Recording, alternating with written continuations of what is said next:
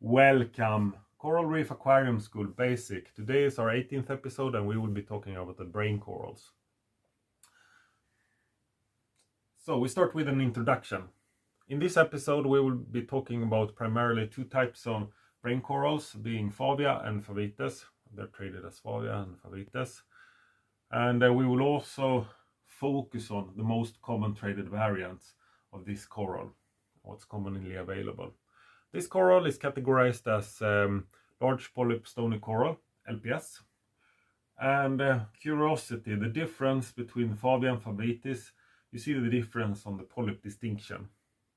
The Favia has typically distinct polyps because there is a distinct skeleton wall. So it looks like a seam or an infliction between the polyps. And that is typically the sign telling this is a Favia coral. The Favites, on the other hand, it has no infliction. It's flat. There is no distinct skeletal wall between the polyps. Okay, caring for brain corals. There are different opinions. Some say difficult, but most actually state that this is a beginner-friendly coral. And definitely amongst stony corals, this is a beginner-friendly coral. To thrive, it needs stable and good water conditions. And also to thrive, it's important that you handle this coral with care.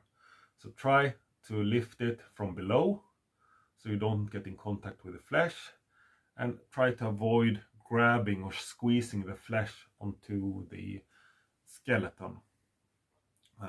Because then you can cause tissue damage, and the tissue damage can cause an infection, and that can start creating necrosis of the coral, and that is the slope. That's a downward slope to this coral. Might not do so good in the long run for attack. Light, low to moderate light intensity, and flow, low to moderate water flow. Maybe just a little bit more than the Euphilia, and we'll get back to why. On competitive advantage, this coral is fighting with toxicity. It can sting or burn neighbors using sweeper tentacles or even inflating during night. And the placement is typically on the bottom or the middle of the tank, and the reproduction is by polyp division, similar to Euphilia. Now, signs of stress or signs of well-being. I think temporary stress can be okay, for instance in handling. But prolonged stress should be avoided or counteracted. Stress can come from different sources, but one source is from possibly from unbalanced water conditions. So the story is that the coral is doing good in your tank, and you don't change anything, and then suddenly it starts receding or retracting or not inflating properly. That could be a sign that you have unbalanced water conditions. So to counteract that, the first aid, or to rule out this possibility, is to do multiple water changes.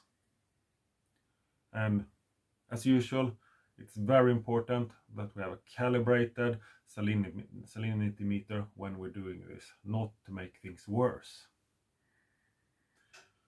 Then this coral can also be stressed by too high light or too high flow. And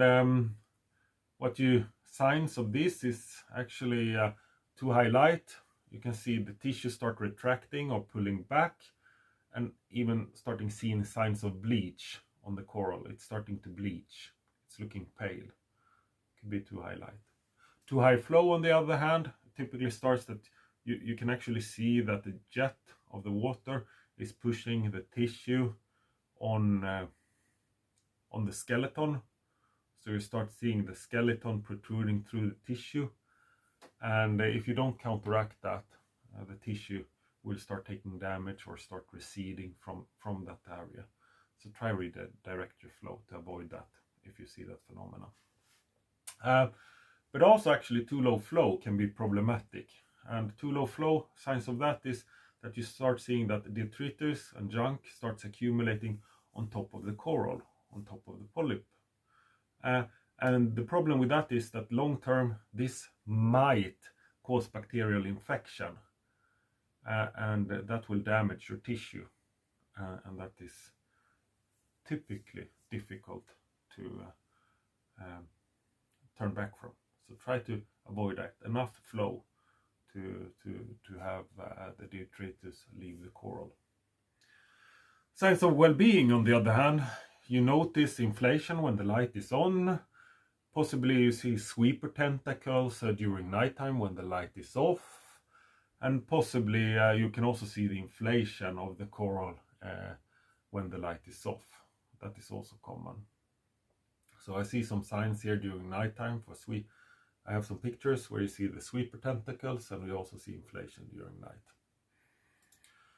Now, that said about the brain coral. In our next episode, we will continue with corals and talk about the bird's nest corals. And now we do as we usually do, we transition to the project phase, and in the project phase we have a look at the brain coral we've introduced in the Reef Aquarium. Stay tuned, see you there. Okay, so for the project phase, this coral, it's a Favia complanata, known as the dragon soul, and I think you already seen it in the movies. I introduced it a few weeks ago because I needed a space in another tank. So this is the first brain coral that we'll have in the project tank, and as you see on the movie, I think it is a beautiful coloration, multicolored coral, and from what I can tell, it's doing good in this tank. With that said, I thank you for your attention. I wish you a pleasant evening. Bye bye.